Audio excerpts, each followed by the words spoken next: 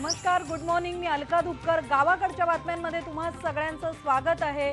दिवसभरातल्या राजकीय घडामोडींपेक्षा थोड्याशा वेगळ्या, गावाकडच्या, दिसायला देखील वेगळ्या दिसणाऱ्या या बातम्या घेऊन आम्ही रोज सकाळी तुम्हाला भेटतो. बघूया गावाकडच्या बातम्यांच्या हेडलाईन.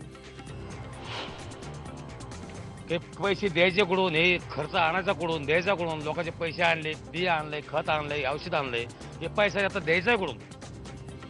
मराठवाड्यातल्या कापूस उत्पादकांचे हाल. पाऊस कमी झाल्यामुळे कापूस हातचा गेला. शेतीचा खर्च भागवायचा कसा, शेतकऱ्यांसमोर मोठा प्रश्न. शिक्षण हक्क कायदा फक्त कागदावरच. आजही ऊस तोडणी कामगारांची मुलं शिक्षणापासून आहेत वंचित. सरकार आणि साखर कारखाने दोघांचंही शिक्षणाच्या प्रश्नाकडे कसं होतंय दुर्लक्ष. IBN लोकमतचा स्पेशल रिपोर्ट.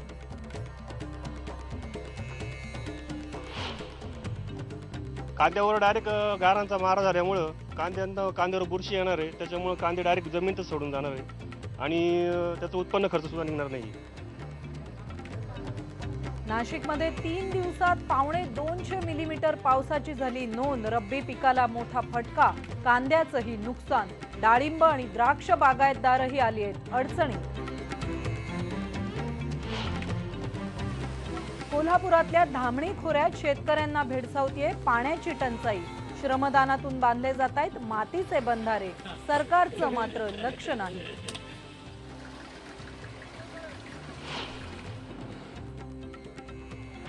आणि वसईतल्या माही महोत्सवाच्या माध्यमातून नागरिकांसमोर उलगडतीये जुनी वसई. केळ्यांपासून ते वाड्यांपर्यंत विविध संस्कृतीचं नव्या पिढीला दर्शन.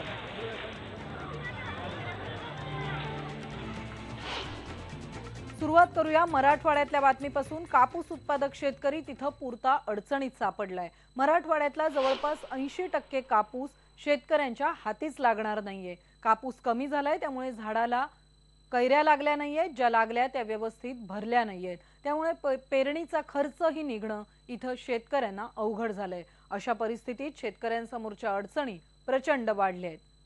पाचोड परिसरातले कापूस उत्पादक शेतकरी कसे चिंतेत आहेत हे जाणून घेतलंय आमचे औरंगाबादचे ब्युरो चीफ सिद्धार्थ गोदाम यांनी. मराठवाड्यात कमी पावसामुळे जवळपास 90% शेती हातची गेलेली आहे. अनेक पिकं जळून जात आहेत आणि सर्वात जास्त फटका बसलाय तो कापसाला. कारण मराठवाड्यामध्ये जवळपास 60% कापूस होतो. त्या 60% पैकी जवळपास 55% किंवा 58% कापूस हा पूर्णपणे हातचा गेलेला शेतकऱ्यांचा. मी कापसाच्या शेतीमध्ये आहे. हे झाड जवळपास माझ्या छातीपर्यंत यायला पाहिजे होतं, मात्र कमी पावसामुळे त्याची वाढ खुंटलेली आहे. या झाडाला आपण बघू शकतो कमी पावसामुळे कैऱ्या लागलेल्या नाहीत. जी बोंडा असतात कापसाची त्याला कैरी म्हणतात ग्रामीण भागात. या झाडाला आता जवळपास 100 ते 125 कैरी असायला पाहिजे. हे झाड बघू शकतो आपण, छोटं, वाढ खुंटलेली आहे, त्यामुळे त्याला 2च कैऱ्या आहेत. आणि एकंदरीतच या कैऱ्यांना काय कापूस येऊ शकतो का हा विचार करायला लावणारा प्रश्न आहे. आणि आता पाऊस नसल्यामुळे हे झाड 50% कोमामध्ये गेलेले आहेत. म्हणजे याचाच अर्थ असा आहे की या कैऱ्याही जळून जातील आणि हे झाडही आता जळायच्या अवस्थेत आहे आणि पाण्याची दुसरी व्यवस्थाही नाही. त्यामुळे हे कापूस शेतकऱ्याच्या हाती लागणारच नाही. शेतकरी आहेत माझ्यासोबत कापूस उत्पन्न करणारे. दादा, मला एक सांगा, अवस्था वाईट दिसतेच आहे, पण कशा पद्धती तुम्ही जोपासलेलं? हे बघा, आमच्याकडं खूप कमी पाऊस पडला आहे. थोड्या चिमचिम पावसावर आम्ही कापूस लावलेला आहे.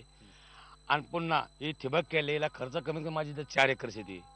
4 एकरमध्ये मला एक तर 80 ते 100 क्विंटल कापूस व्हायला पाहिजे होता. इथं मला आता 4 ते 4.5 क्विंटल कापूस झालाय.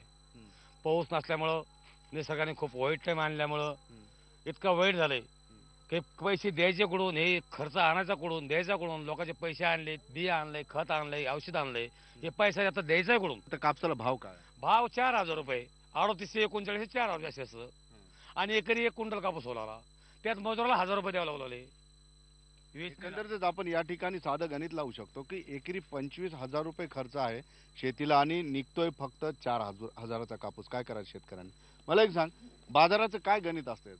साहेब, बाजारात आहे ना, बाजारात कापूस आम्ही घरी व्यापारी घरी येऊन कापूस नेत असते.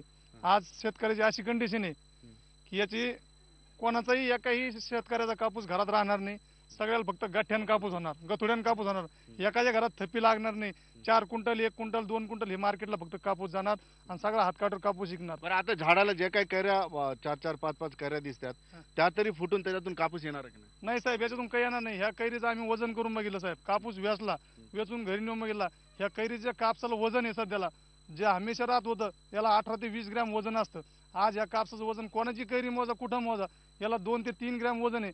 आणि एकही झाड तुम्ही चांगले सगळे झाड तपासून बघा, एखाद्या झाडाला 4 कैऱ्या आहेत, नाही तर 1 कैरी 0 कैऱ्या 5 कैऱ्या आणि सगळ्या झाडाचं 15 ग्रॅम वजन यायला लागलं साहेब. या झाडाचं 4 एकरचा प्लॉट मोजा आणि याच्यात कापूस सगळ्या वावरामध्ये 4 क्विंटल सुद्धा भरणार नाही. एकंदरीतच वाईट अवस्था आहे. आपण एक धक्कादायक आकडा तुम्हाला सांगतो की मराठवाड्यामध्ये जानेवारीपासून आजपर्यंत जवळपास 360 शेतकऱ्यांनी आत्महत्या केल्यात आणि 360 शेतकऱ्यांमधील जवळपास 90% शेतकरी हे कापूस उत्पादक होते. याचाच अर्थ आहे की आता हे कापूस येणार नाही. याचा अर्थ शेतकऱ्यांनी ज्या आशेपोटी पेरणी केली होती, कर्ज घेऊन पेरणी केली होती, त्या कर्जाचे पैसे फेडायचे कसे या चिंतेनंच कापूस उत्पादक शेतकरी मोठ्या प्रमाणात आत्महत्या करतोय. देवेंद्र सरकारने विश्वासदर्शक ठराव जिंकलेला आहे. आता सर्व राजकीय चर्चा संपलेल्या आहेत. मात्र ग्रामीण भागामध्ये शेतकऱ्याच्या ज्या चिता पेटलेल्या आहेत त्यामध्ये दिवसेंदिवस वाढ होते. आता देवेंद्र सरकारने सर्व राजकीय गणित बाजूला सोडून शेतकऱ्यांना, मराठवाड्यातील शेतकरी असतील, महाराष्ट्रातील शेतकरी असतील, त्यांच्यासाठी ठोस पावलं उचलणं खूप गरजेचं आहे. अन्यथा आपल्या हाती शेतकऱ्यांच्या मृत्यूचा वाढता आकडा मोजल्याशिवाय गत्यंतर राहणार नाही. सुधीर जाधवसह सिद्धार्थ गोदाम, IBN लोकमत, पाचोड. पाचोडमधून नाशिकच्या गावागावांमध्ये जाऊया. नाशिक जिल्ह्यात ऐन हिवाळ्यात गेल्या 3 दिवसात सरासरी 250 मिलीमीटर पाऊस पडलाय. मनमाड, चांदवड, लासलगाव, पिंपळगाव या सगळ्याच ठिकाणी शेतात आणि खळ्यात दोन्ही ठिकाणी कांदे भिजून गेले आहेत. गेल्या काही महिन्यांपासून कांद्याचे भाव कोसळले होते. त्यात पाऊस आणि गारपिटीचा तडाखा बसल्यामुळे कांदा उत्पादक शेतकरी अधिकच संकटात सापडलाय. तर दुसरीकडे मालेगाव, सटाणा, बागलाण या तालुक्यामध्ये डाळिंबाचं अतोनात नुकसान झालंय. घोटी, इगतपुरी या सगळ्या परिसरात भाताचं उभं पीक पुन्हा एकदा पाण्याखाली गेलंय. का गारपिटीचा साईड इफेक्ट होईल का? कांदा काढायचाच नाही, कांदा राहिलेलाच नाहीये. कांदा काढता येणार नाही. काढल्यानंतर तो कांदा जमिनीत राहणार, पातवरती येणार. कांदा पूर्णपणे सडून गेलेला आहे. 99% नुकसान झालेली कांद्याची. कांदा कुठल्याही बाबतीत शेतकऱ्याला फायद्याचा नाही. मार्केटमध्ये गेल्यानंतर मार्केट 1500-1000 रुपये मार्केट चालू आहे. त्या ठिकाणी कांद्याला हा 5000 रुपयाचा भाव भेटावा ही शेतकऱ्याची इच्छा आहे. कांद्यावर डायरेक्ट गारांचा मारा झाल्यामुळं कांद्यावर बुरशी येणार आहे. त्याच्यामुळे कांदे डायरेक्ट जमिनीतच सोडून जाणार आहे आणि त्याचं उत्पन्न खर्च सुद्धा निघणार नाही. आणि त्याच्यामध्ये लाईट सुद्धा नाही आम्हाला टाइमवर भेटत की गार झाल्यानंतर त्याच्यावर पाणी सोडू शकत नाही. आणि त्याचं उत्पन्न म्हणजे उत्पन्नाला जवळजवळ कांद्याचं उत्पन्न घेण्यासाठी जवळजवळ 30 ते 35 हजार रुपये खर्च येतो. तर एकरी जवळजवळ 10 ते 15 क्विंटल सुद्धा कांदा निघू शकत नाही. कांदा उत्पादक शेतकऱ्यांच्या व्यथा आपण ऐकतोय. नाशिक जिल्ह्यातल्या 75,000 हेक्टर क्षेत्रातल्या द्राक्ष बागांना देखील अवेळी पावसाचा फटका बसलाय. जिल्ह्यातल्या निफाड, मालेगाव, दिंडोरी या सगळ्याच तालुक्यातले द्राक्ष बागायतदार सध्या चिंतेत आहेत. काही बागा फुलोऱ्यावर आल्या होत्या तर काही बागातली द्राक्ष काढणीसाठी तयार झाली होती. दोन्ही प्रकारच्या बागांचं मोठं नुकसान झालंय. फुलोरा गळून गेलाय तर गारांच्या फटक्यामुळे द्राक्षाच्या मळ्यांना तडे पडतायत. त्यात भुरी, डावणी, करपा यासारख्या रोगांची लागण होण्याचा धोकाही वाढत चाललाय. द्राक्ष मणी कुजण्याची प्रक्रिया सुरू झाली आहे. हे द्राक्ष मणी कुजू नये यासाठी बागायतदारांना 25 ते 30 हजार रुपयांची जास्तीची फवारणी करावी लागणार आहे. महसूल विभागातर्फे झालेल्या नुकसानीचा सध्या पंचनामा सुरू आहे.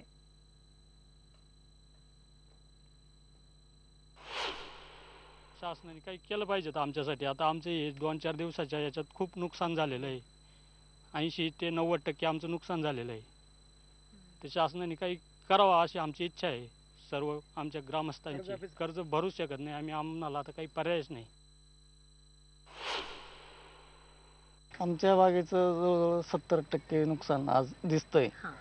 आणि त्याच्यानंतर अजून काय वाढू शकतं याचा काय अंदाज घेता येत नाही. असं क्रॅक गेलं, मण्याला क्रॅक गेलं आणि त्याच्यामध्ये आता बुरशी तयार होऊ राहिली. त्याच्यानंतर त्या घडावर अजून इफेक्ट येऊ शकतो त्याचावाला, म्हणजे पूर्ण सुद्धा घड बस्ट होऊ शकतो याच्यामध्ये. शेतकरी जसे चिंतेत आहेत तसेच ऊस तोडणी कामगार देखील चिंतेत आहेत. त्यांचे अनेक प्रश्न आहेत आणि त्यापैकी एक प्रश्न आहे तो मुलांच्या शिक्षणाचा। एकीकडे मुलांच्या शिक्षणासाठी कायदे अनेक झाली आहेत, पण आज देखील ऊस तोडणी कामगारांची हजारो मुलं शिक्षणापासून वंचितच राहत आहेत। या मुलांच्या शिक्षणाची जबाबदारी ना सरकार घेतंय ना साखर कारखाने। अशाच गोड साखर शाळांची ही कडू कहाणी बघूया। दरवर्षी मराठवाडा विदर्भातून हजारो ऊसतोडणी कामगार पश्चिम महाराष्ट्रात दाखल होतात। या स्थलांतरामुळे त्यांच्या मुलांच्या पालनपोषणाचा प्रश्न निर्माण होतो। त्यामुळे हे कामगार मुलांना आपल्या सोबत घेऊन जातात। त्या ठिकाणी हे कामगार पालं टाकून राहतात। तिथे शाळांची सोय नसते, त्यामुळे मुलांच्या शिक्षणाची परवड होते। आपल्या मुलांवरही आपल्याप्रमाणे ऊस तोडायची वेळ येऊ नये म्हणून त्यांच्या शाळेची सोय व्हावी अशी मागणी हे मजूर करतात। 6 महिने इकडे आल्यानंतर त्याला शाळा काय भेटत नाही। आमच्या पोरांना शाळा पाहिजे। या मजुरांच्या मुलांसाठी साखर शाळा सुरू करण्यात आल्या, मात्र या शाळेत पट नोंदणी 30 सप्टेंबरच्या आधीच केली जाते। प्रत्यक्षात ऊस तोडणी कामगार ऑक्टोबर नंतर जातात, त्यामुळे या शाळांचा पट 0 दाखवला जातो आणि शाळा रद्द केल्या जातात। याचा फटका ऊस तोडणी मजुरांच्या मुलांना बसतो। 0 पटाच्या ज्या शाळा होत्या त्यांचे शिक्षक मंजूर केलेले नाही, त्यामुळं चालू वर्षी गेल्या वर्षीपासून या साखर शाळेचे जे कार्यरत किंवा मंजूर 3 शिक्षक असायचे यापूर्वीचे, ते 2 उपशिक्षक आणि 1 पदवीधर, तर ते अमान्य झाल्यामुळे सध्या साखर शाळा आपल्या आमच्या तालुक्यातल्या बंद आहे। हंगामी असलेल्या ऊस तोडणीसाठी मूळ गाव सोडून आई वडिलांबरोबर मुलांना शाळा सोडून ऊस तोडायच्या ठिकाणी जावं लागतं आणि प्रत्येक वर्षी शालेय नुकसान या मुलांना सहन करावं लागतं।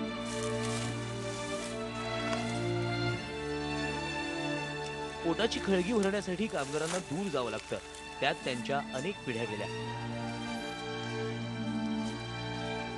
आता तरी पुढच्या पिढ्यांचं भवितव्य उज्ज्वल असावं। मच्छिंद्र टिंगरे, IBN लोकमत, बारामती। आणि या स्पेशल रिपोर्ट सोबत गावाकडच्या बातम्यांमध्ये एक ब्रेक घेणार आहोत आणि ब्रेक नंतर पाहणार आहोत कोल्हापुरातल्या धामणी खोऱ्यात शेतकऱ्यांना भेडसावतीये पाण्याची टंचाई।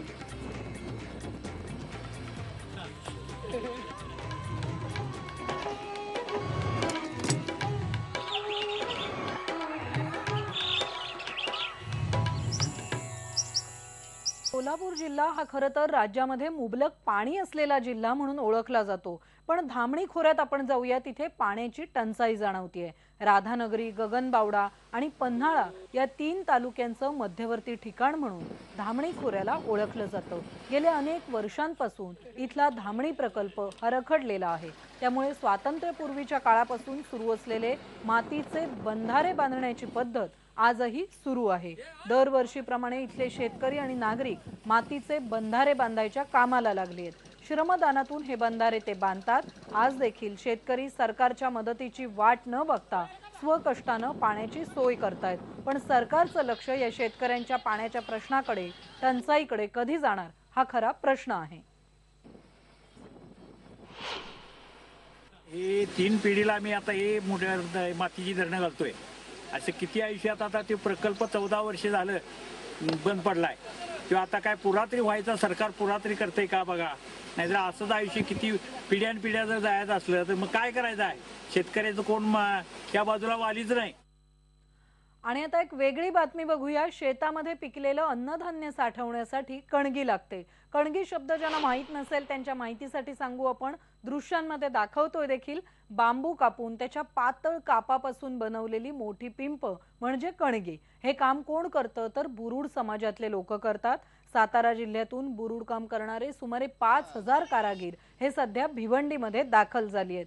अंबाडी परिसरात रस्त्याच्या कडेला संसार मांडून ते टोपल्या आणि कणग्या बनवतायत, पण सध्याच्या काळात प्लास्टिकमुळे त्यांचा व्यवसाय धोक्यात आलाय आणि एक प्रकारची ही कला आहे कणगी बनवण्याची, ती कुठेतरी धोक्यात आल्याची भावना त्यांनी व्यक्त केली आहे।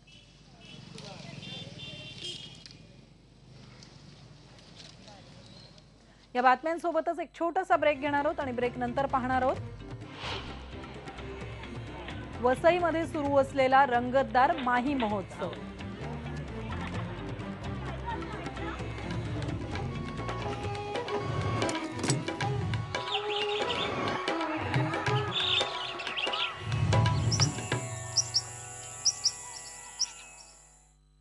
वसईची जुनी ग्रामीण संस्कृती पाहायची असेल तर वसईतल्या माही वसई महोत्सवाला नक्कीच भेट द्यावी लागेल। या महोत्सवामध्ये जुनी संस्कृती, जुनी परंपरा, जुने वाडे या माध्यमातून जुनी वसई पुन्हा एकदा हुबेहूब साकारण्यात आली आहे। वसईच्या चिमाजी अप्पा मैदानावर या जुन्या वसईचं दर्शन घडतंय। हा महोत्सव 23 नोव्हेंबर पर्यंत सुरू असणार आहे। वसई किल्ल्याच्या प्रवेशद्वाराच्या प्रतिकृती देखील इथे साकारण्यात आली आहे। या जुन्या वसई गावाचं दर्शन घेण्यासाठी इथं स्थानिक तर गर्दी करतायत, पण त्यासोबत मुंबई आणि आसपासचे नागरिकही मोठ्या संख्येने येत आहेत। सर्व म्हणजे जुन्या आठवणी जाग्या होतात आणि सर्व एकदम व्यवस्थितपणे केलेलं आहे। प्रत्येक समाजाचं कार्य काय, काम कसं करतात, प्रत्येकाचा पेहराव अशी वेगवेगळी संस्कृती प्रत्येक समाजाची कळून येते। त्यामुळे लहान मुलांना विशेषतः हे फायदेशीर आहे। आम्ही संपूर्ण पहिल्यापासून ते झोपडीत सगळं ते आहे, ते चपला विकायला, हे विकायला किंवा इकडून आम्ही सगळं ते म्हशी आणि हे घर आहे ना समोरचं ते सुद्धा पाहिलं। खूप छान आहे, त्याच्यात जुनी भांडी वगैरे आहेत बघा, सगळी टपेली होती, अजून ते बंब पूर्वीच्या काळातले सगळं पाहिलं। तुम्ही देखील या माही महोत्सवाला भेट देऊ शकता। सकाळच्या गावाकडच्या बातम्यांमध्ये आता इथेच थांबणार आहोत, पण संध्याकाळी 6 वाजता दररोज IBN लोकमतवर तुम्हाला गावाकडच्या बातम्या बघायच्या असतील तर विसरू नका, पहा फक्त IBN लोकमत।